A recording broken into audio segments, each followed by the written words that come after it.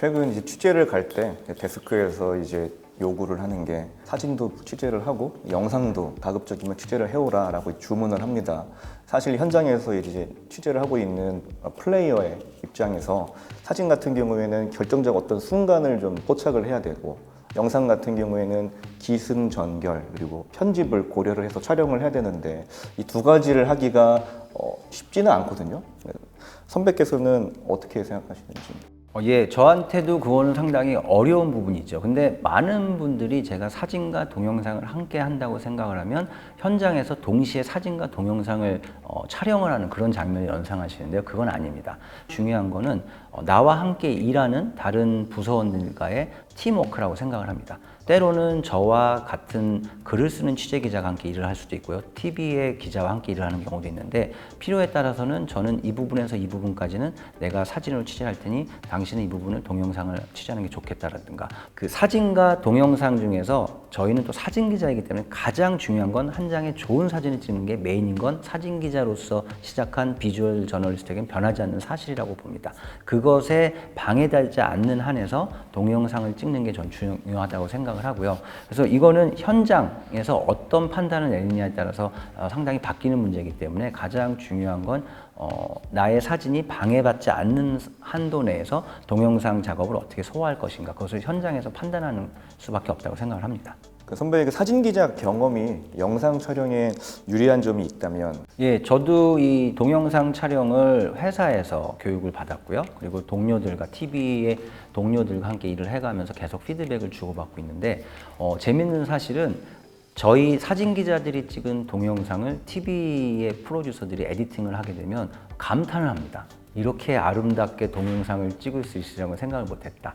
근데 그 친구들에게 피드백을 받아보면 사진 기자 출신이 찍는 동영상 같은 경우는 화면 하나하나는 스틸 이미지처럼 아름다운데 이 연결이 쉽지 않다고 합니다. 왜냐하면 우리는 무의식적으로 하나의 현장에서 로우 앵글도 찍고 하이 앵글도 찍고 여러 각도로 바꿔가면서 그 중에서 가장 좋은 한 장의 사진을 찍는 게 저희 몸에 이미 체득화되어 있는데요. 동영상 같은 경우는 이러한 화면이 다 이어져야 된다고 생각을 합니다. 그렇기 때문에 가장 좋은 방법은 자기가 촬영했던 동영상을 직접 편집을 해보면서 내가 촬영한 동영상의 클립들이 이어지기 위해서는 이렇게 연결이 돼야 되겠구나 이걸 스스로 느낄 수 있다고 생각하기 때문에 직접 편집을 해보는 게 가장 좋은 공부가 되려고 저는 생각을 합니다. 앞으로 이제 사진 기자들이 미래에 살아남으려면 어떤 것들을 준비해야 될지 조언을 듣고 싶습니다.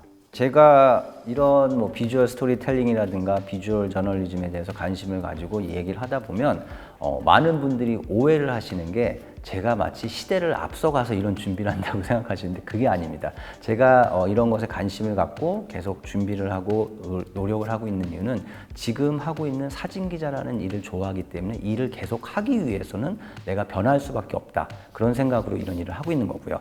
그렇기 때문에 이런 미래를 준비하기 위해서는 첫 번째는 우리 미디어 환경이 어떻게 변하고 있는가. 그리고 우리의 독자들, 그리고 우리의 클라이언트들은 어떠한 뉴스를 보기를 원하는가. 그래서 똑같은 뉴스도 내가 사진과 동영상을 모두 할 수 있다면 이 뉴스는 동영상으로 취재했을 때 훨씬 더 파급력이 있겠다. 이 뉴스는 사진으로 취재했을 때 훨씬 더 파급력이 있겠다를 우리는 결정할 수 있으리라고 봅니다. 그렇기 때문에 이 사진과 동영상, 더 나아가서 드론이라든가 그리고 계속 발전하는 이 디지털 기술을 계속 습득하고 어떠한 식으로 어떠한 표현 매체를 하는 것이 가장 좋을까를 볼 수 있는 그런 눈이 있어야 되고요. 그러기 위해서는 사진의 기술뿐만 아니라 동영상 기술이라든가 그리고 사운드 레코딩이라든가 이런 기계적인 기술을 내가 모두 할 수 있는 상황이 되면 가장 좋은 무기를 우리는 골라서 그 현장을 제대로 기록하고 전달할 수 있는 힘이 생기라고 봅니다. 그렇기 때문에 이러한 기술적인 걸 제일 먼저 습득하는 게 가장 중요하지 않을까. 그리고 다가오는 미래에 우리의 독자들, 우리의 클라이언트들은 어떤 콘텐츠를 보고 싶을까. 이것에 대해서 끊임없이 고민해보는 그런 것이 가장 중요하지 않을까 저는 생각하고 있습니다. 사진 작가와 사진 기자의 가장 큰 차이점을 사진을 찍는 관점에서 비교해 주실 수 있을까요? 제가 가끔 대중들과 이야기를 하는 기회가 되면 깜짝 놀라게 되는 게 많은 분들이 두 가지 오해를 하고 계세요. 하나는 저를 사진 작가라는 의미에서 작가님 부릅니다. 그럴 때마다 제가 정색을 하고 제가 정정을 해드리는데 저희의 일과 작가들의 일이 가장 다른 것은 작가들은 창작을 하시는 분, 예술적인 창작을 하시는 분들이에요. 근데 저희 사진 기자들이 예술적인 창작을 하게 되면 저희는 사진 기자로서의 가치를 모두 잃게 되는 것입니다. 그렇기 때문에 저는 사진 작가와 저희들은 반드시 구별이 돼야 되는데, 저희는 예술적인 창작이나 어떤 자신의 감정을 사진에 담아서 보여주는 사람이 아니라 내 눈앞에 벌어지고 있는 어떠한 사실을 뉴스의 가치로서 판단을 하고, 그리고 그것을 대중들이 이해할 수 있게끔 사진 속에 담아서 보여주는 일이기 때문에 그것이 사진 작가와 사진 기자의 가장 큰 차이라고 생각을 합니다.